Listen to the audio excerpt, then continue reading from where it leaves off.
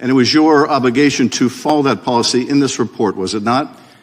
It was also my obligation to write a confidential report for the Attorney General explaining completely my decision. What you did write was deeply prejudicial to the interests of the president. You say it wasn't political, and yet you must have understood.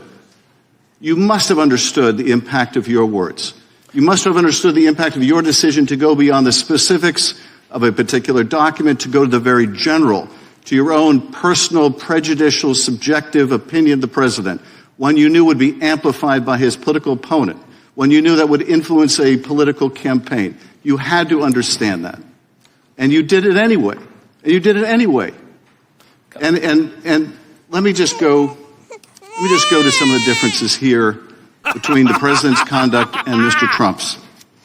In the superseding indictment, on page 3, it says that Mr. Trump suggested that his attorney falsely represent to the FBI and grand jury that he did not have documents called for by the grand jury's subpoena. You didn't find anything like that with respect to Mr. Biden, did you? Congressman, I do not have the Trump indictment in front of me, but I need to address something that you said in your prior question. What you were suggesting is that I needed to provide a different version of my report that would be fit for public release.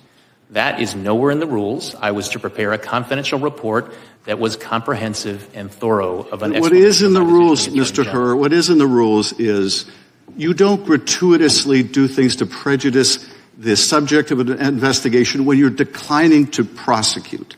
You don't gratuitously add language that you know will be useful in a political campaign.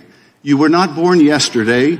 You understood exactly what you were doing. It was a choice. You certainly didn't have to include that language. You could have said, vis-a-vis the documents that were found at the university, the president did not recall. There is nothing more common. You know this. I know this. There is nothing more common with a witness of any age when asked about events that are years old to say, I do not recall. Indeed, they're instructed by their attorney to do that if they have any question about it.